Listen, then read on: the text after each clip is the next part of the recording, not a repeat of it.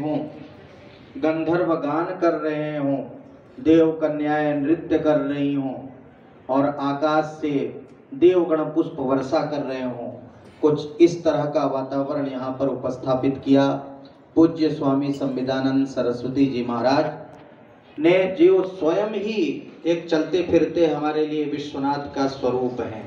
मैं उनके प्रति प्रणाम निवेदित करता हूँ। संत का जो जीवन होता है वास्तव में उसके साक्षात प्रतिमूर्ति के रूप में मैं पूज्य स्वामी जी को देखता हूँ। जैसा कि मैंने कल एक श्लोक सुनाया था जिसके हर शब्द जो है अक्षरशः 100% पूज्य स्वामी जी के अंदर घटित होते हैं। धर्मे तत्परता, मुखे मधुरता, धर्म में सदैव सदा सर्वदा वो तत्पर रहते ही हैं, मुख में भी माधुर्य है, सुंदर हैं। दाने समुत्साहिता, दान में भी उत्साह का भाव रहता ही है। अगर वो उत्साह का भाव ना होता तो इतने सारे धनुष यज्ञ के तरह जैसे राजा वहाँ पर उपस्थित हुए थे, वैसे ही देश विदेश के अनेक संत, अनेक महंत, अनेक विद्वान मूर्ति यहाँ पर उपस्थित हैं, लेकिन धनुष तो स्वामी जी ही तोड़ेंगे। तो ऐसे दान में भी उत्साह का भाव पूज्य स्वामी जी का रहता है। मित्रे वंचकता गुरु विनयिता, गुरु के प्रति सदा सर्वदा विनय का भाव। जब वो काशी में जाते हैं, भगवान विश्वनाथ जो गुरुओं के भी गुरु हैं उनके प्रति तो नतमस्तक होते ही हैं।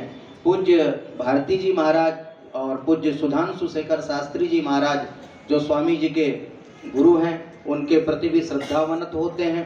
चित्तेति गंभीरता, बड़े सहज रहते हैं, सरल रहते हैं और कभी भी मैंने ऐसा देखा नहीं कि पूज्य स्वामी जी के अंदर क्रोध आता हो कभी, तो हमेशा गंभीर भाव बना रहता है। आचार्य सुचिता, आचार विचार में सदा सर्वदा पवित्रता रहती ही है। गुणे रसिकता भी है।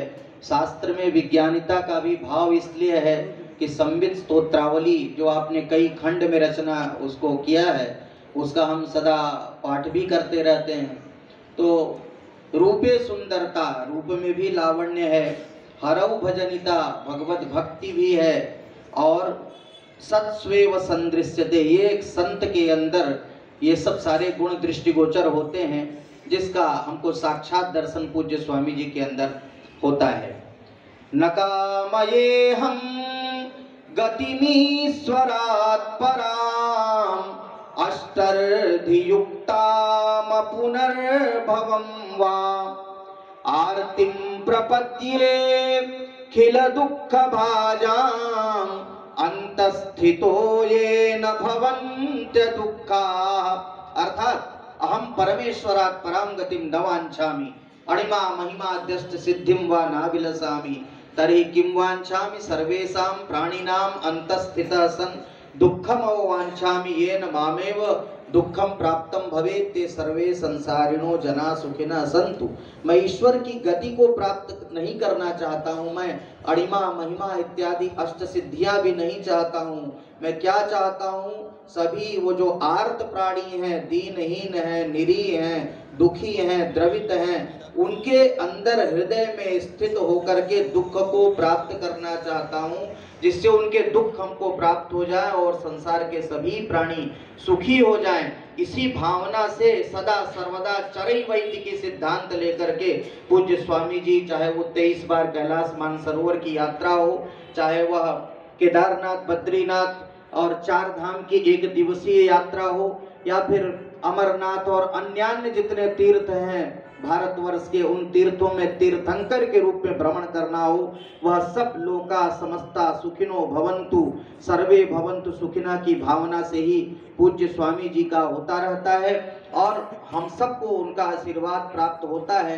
वास्तव में कोई अतिशयोक्ति नहीं है, यह सत्य है।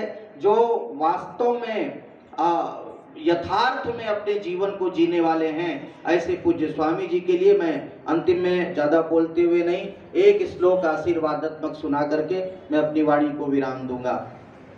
लक्ष्मीस्ते हृदि भारती च वदने मौलो सदा केशवः चंडी ते